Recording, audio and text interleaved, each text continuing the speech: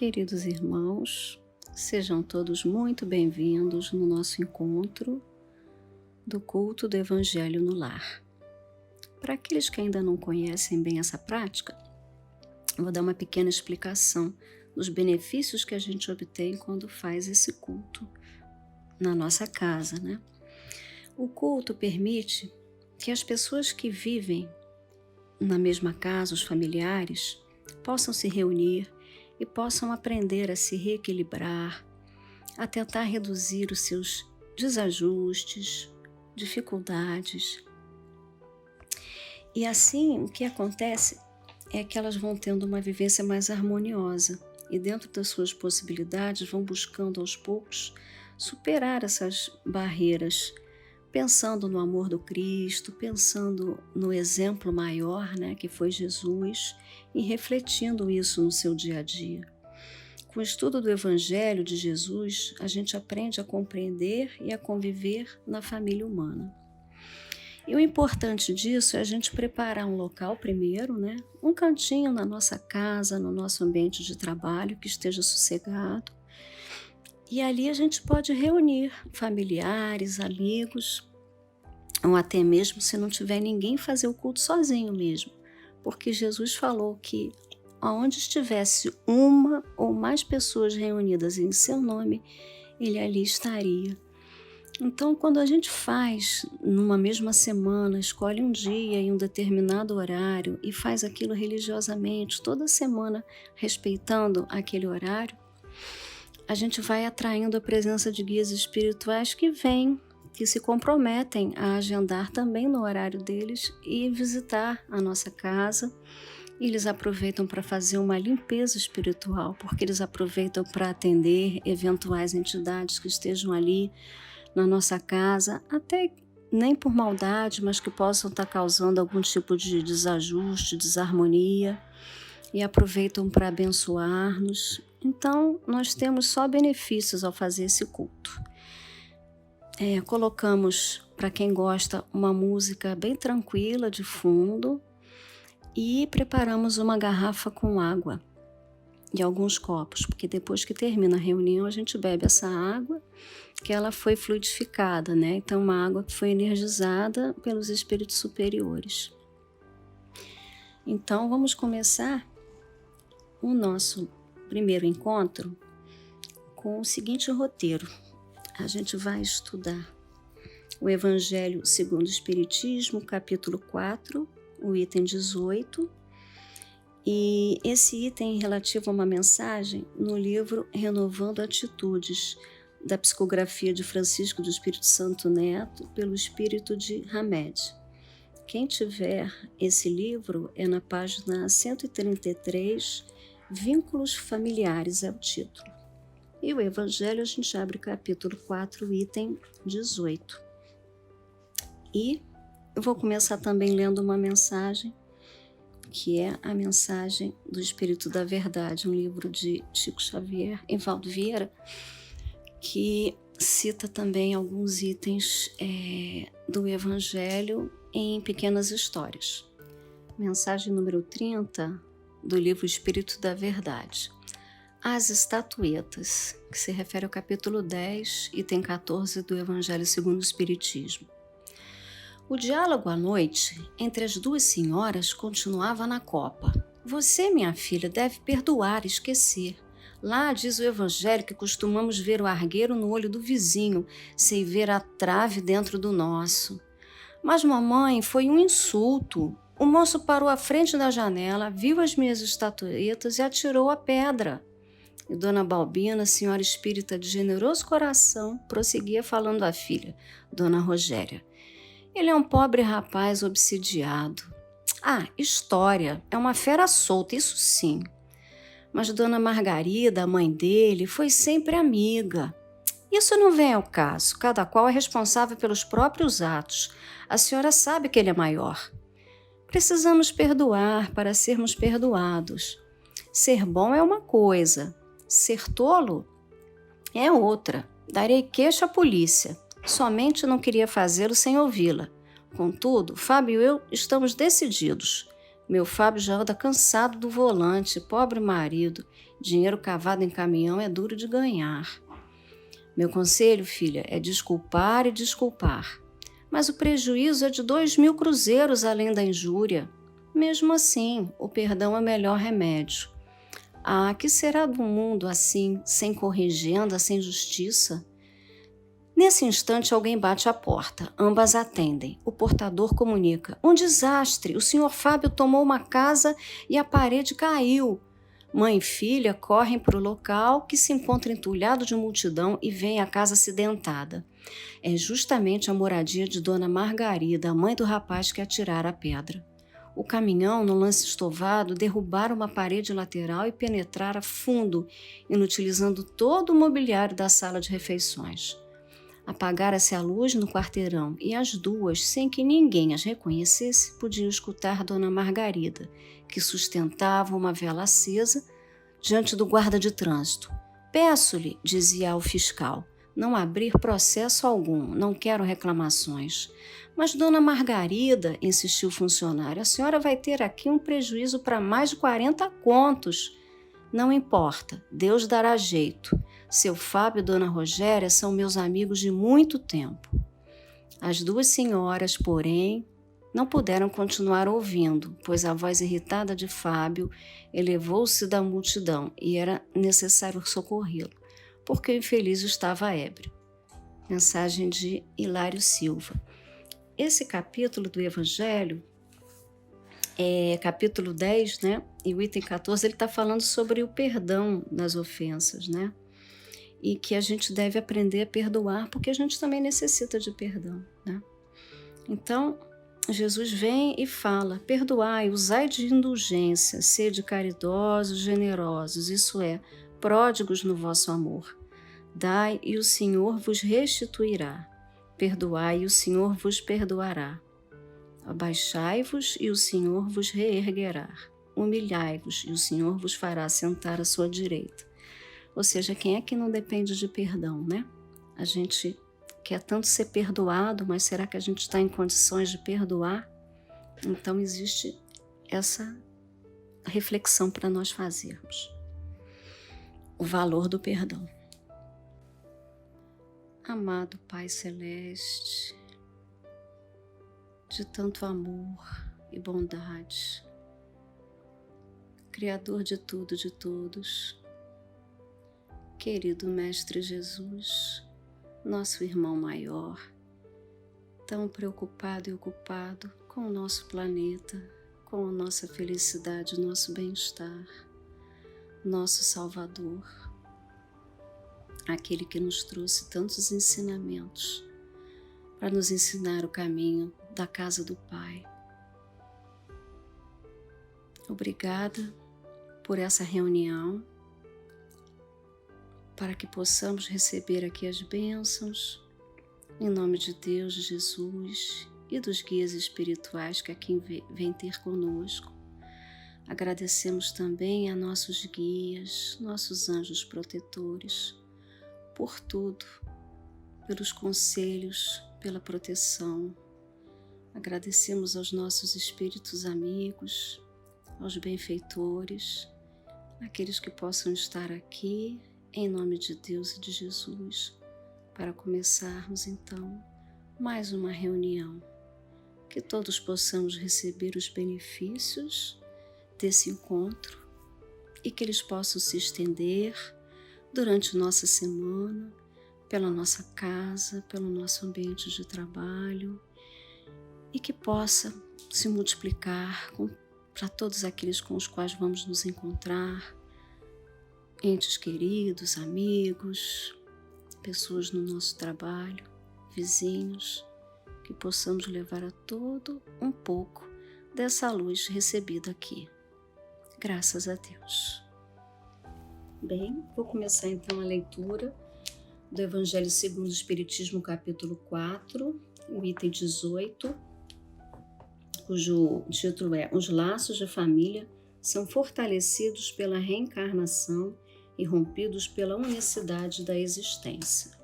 Quem tiver com o Evangelho e quiser acompanhar a leitura, é sempre muito bem-vindo. Os laços de família não são destruídos pela reencarnação, tal como pensam algumas pessoas. Ao contrário, são fortalecidos e entrelaçados. O princípio oposto, sim, é que os destrói. Os espíritos formam no espaço grupos ou famílias, unidos pela afeição, simpatia e semelhança de tendências. Esses espíritos, felizes por estarem juntos, procuram-se. A encarnação apenas os separa momentaneamente, pois após sua volta à erraticidade, espiritualidade, reencontram-se como amigos que retornam de uma viagem. Às vezes, uns seguem a outros juntos na encarnação, em que se reúnem numa mesma família ou no mesmo círculo, trabalhando juntos para seu mútuo adiantamento. Se uns estão encarnados e outros não, nem por isso deixam de estar unidos pelo pensamento. Os que estão livres preocupam-se com aqueles que estão encarnados, cativos da carne. Os mais adiantados procuram fazer progredir os que se atrasam. Após cada existência, terão dado mais um passo na busca da perfeição. Cada vez menos ligados à matéria, seu afeto é mais vivo, por isso mesmo mais puro, e não é mais perturbado pelo egoísmo, nem pelo arrastamento das paixões. Podem assim percorrer um número ilimitado de existências corporais, sem que nada afete sua mútua afeição. Deve-se entender que se trata aqui da verdadeira afeição de alma a alma, a única que sobrevive à destruição do corpo, pois os seres que se unem na Terra só pelos interesses materiais não têm nenhum motivo para se procurarem no mundo dos espíritos. Apenas as afeições espirituais são duráveis. As afeições carnais acabam com a causa que as fez nascer, e essa causa não existe mais no mundo dos espíritos, ao passo que a alma sempre existe. Quanto às pessoas unidas só por interesses, realmente não são nada umas para as outras. A morte as separa na terra e no céu. Muito bem, esse item 18 do Evangelho, ele é analisado no livro Renovando Atitudes, página 133, Vínculos Familiares. E assim, ele diz: a rigor, família é uma instituição social que compreende indivíduos ligados entre si por laços consanguíneos, de sangue, né? A formação do grupo familiar tem como finalidade a educação, implicando, porém, outros tantos fatores, como o amor, a atenção, compreensão, coerência e, sobretudo, o respeito à individualidade de cada componente do instituto doméstico. Com o Espiritismo, porém, esse conceito de família se alarga, porque os velhos padrões patriarcais, impositivos e machistas do passado vão cedendo lugar a um clã familiar de visão mais ampla, vivência coletiva, dentro das bases da reencarnação. Por admitir que os laços de parentela são pré-existentes à jornada atual, os preconceitos de cor, sangue, sociais e afetivos caem por terra, em face da possibilidade das almas retornarem ao mesmo domicílio, ocupando roupagens físicas conforme as necessidades evolutivas. As afeições reais do espírito, essas sobrevivem à destruição do corpo e permanecem indissolúveis e eternas, nutrindo-se cada vez mais de mútuas afinidades, enquanto que as atrações materiais, cujo único objetivo são as ilusões passageiras e os interesses do orgulho, extinguem-se com a causa que os fez nascer, conforme a gente já tinha lido no Evangelho. Assim, vemos famílias que adotam a eliminação quase total da vida particular. A atenção é focalizada de forma exclusiva no grupo familiar, cujos integrantes vivem neuroticamente uns para os outros. Elas bloqueiam seus direitos à própria vida, liberdade de agir e de pensar e ao processo de desenvolvimento espiritual, para se ocuparem de cuidados improdutivos e alienatórios entre si. Vivem uns para os outros numa simbiose doentia. Os elementos que vivem presos a esse relacionamento de permuta egoísta afirmam para si mesmo, aspas, se eu me sacrifico pelo outro, exijo que ele se dedique a mim. Fecha aspas. Não se trata de caridade, sim de compromissos impostos entre dois ou mais indivíduos de juntos viverem, visando ao bem-estar familiar. Na verdade, não estão exercitando o discernimento necessário para enxergar a autêntica satisfação de cada um como pessoa. Ou seja, aquela de respeito à individualidade de cada um no grupo familiar, aqui não está sendo respeitada. E aqui o que se tem realmente é um egoísmo, porque só estão ali focando no grupo familiar ou no bem-estar do grupo. Continuando. Não nos referimos aqui ao companheirismo afetivo, tão reconfortante e vital à família, mas a uma postura obrigatória pela qual indivíduos se vigiam e se encarceram reciprocamente. Encontramos também outras famílias que não se formaram por afeições sinceras, fazem comparações, observam características de outras famílias, que invejam e que buscam copiar a qualquer custo. São chamadas alpinistas sociais, famílias alpinistas sociais. Procuram formar o lar, afeiçoadas a modelos de elegância e peculiaridades obstinadas de afetação social, moldando o recinto doméstico ao que eles idealizam a seu bel prazer como chique, entre aspas. Vestem-se à imagem dos outros, comparam carros, móveis, gostos e comidas, negam a cada membro de forma nociva a verdadeira vocação, tentando sempre copiar modos de viver que não condizem com suas reais motivações. Há ainda outras agremiações familiares denominadas, entre aspas, exibicionistas, em que membros do lar se associam para suprir a necessidade que nutrem de ser vistos, ouvidos, apreciados e admirados. Ajudam-se mutuamente, ressaltando uns a imagem dos outros e focalizando áreas que podem ser valorizadas pelo social, como, por exemplo, a beleza física ou o recurso financeiro. As pessoas vaidosas desse tipo familiar, quando bem-sucedidas ou conceituadas, alimentam a exibição sistemática diante dos outros, como forma de compensação ao orgulho de que estão revestidas. Assim, considerando, os laços de família formados em bases de fidelidade, amor, respeito e dedicação perdurarão pela eternidade e serão cada vez mais fortalecidos. Os espíritos simpáticos envolvidos nessas uniões usufruem indizível felicidade por estar juntos trabalhando para seu progresso espiritual. Quanto às pessoas unidas pelo único móvel do interesse, elas não estão realmente em nada unidas uma à outra. A morte as separa sobre a terra e no céu, conforme nos certifica literalmente o texto de o Evangelho segundo o Espiritismo, conforme eu li.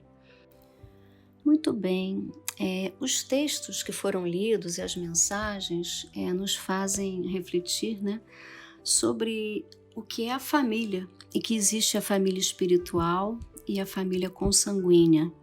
E nem sempre uma coincide com a outra, porque às vezes na família consanguínea não existem laços de verdadeira afeição e afinidade, e não trabalham aquelas pessoas buscando o seu progresso moral, buscando a evolução do espírito, fazer o bem, enfim, elas estariam vinculadas mais por interesses passageiros, como esses exemplos que foram dados,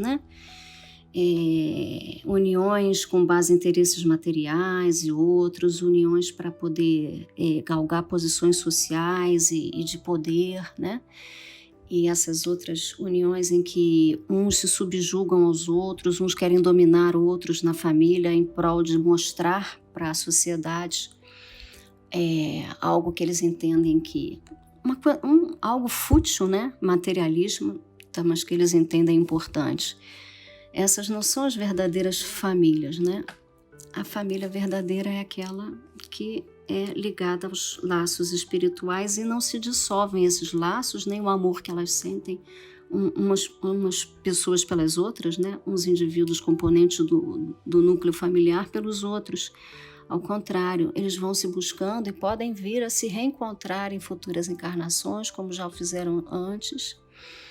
E o ideal é que a gente consiga que nossa família consanguínea vire a nossa família espiritual, né? E que a gente consiga cada vez aumentar mais esses laços, porque a partir do momento que a gente tem alguém, porque a consanguinidade às vezes vem, porque nós em outras encarnações devemos reajustar algumas falhas, e aí a bondade divina faz com que nós possamos reencarnar junto desse outro espírito com quem precisamos nos acertar, e vice-versa. Então, às vezes, a gente vê famílias desestruturadas, pessoas, mãe e filho que não se entendem, irmãos que brigam, porque isso já vem de outra encarnação, que com o esquecimento, o véu do esquecimento, né, a gente não sabe o que aconteceu em outras vidas.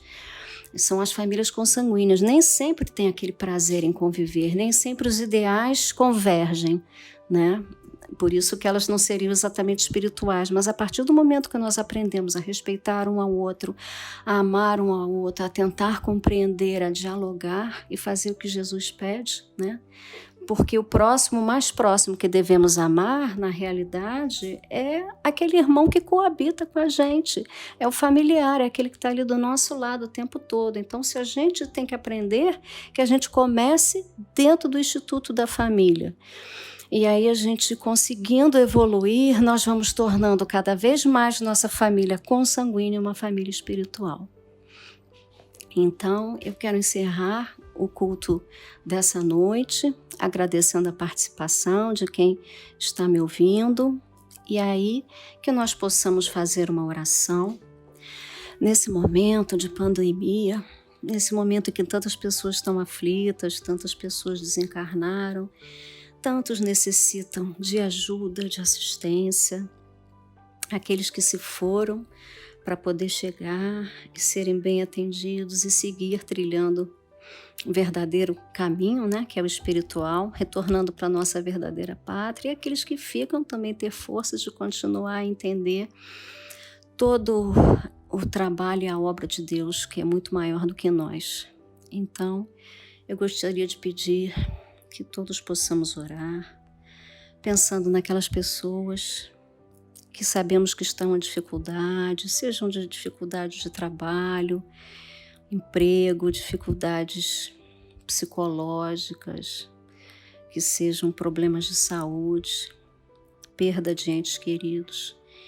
Enfim, Pai, cuida de todos nós, recebe as nossas angústias e aflições, que entregamos com todo o nosso coração, nos ajuda a entender Sua vontade, nos dê forças para caminhar, entendimento e fé, esperança de que isso é só passageiro e que retornaremos a tempos melhores, sabendo que devemos assim trilhar os passos do amor, da compreensão, fazendo a nossa parte para que possamos ter um mundo melhor, respeitando-nos uns aos outros, como irmãos no núcleo familiar, no trabalho, com os vizinhos, como seres humanos desse planeta. Ajudai-nos, Pai, a melhorarmos a cada dia, dai-nos proteção de que tanto necessitamos e agradecemos por todas as bênçãos, por cada dia de sol, por cada refeição à nossa mesa, pelo nosso recinto familiar, pelos nossos parentes, pais, filhos e irmãos. A Ti agradecemos tudo que nos provês, pedindo permissão a Ti, agradecendo a Jesus, nossos anjos guardiãos, aos guias espirituais, a presença conosco nesse encontro. Nos ilumine, Pai, agora e sempre, graças a Deus. Pois é, irmãos, terminamos aqui esse encontro e vocês, tendo o áudio, podem parar e retornar, escutar mais uma vez alguma passagem e também fazerem os comentários entre si.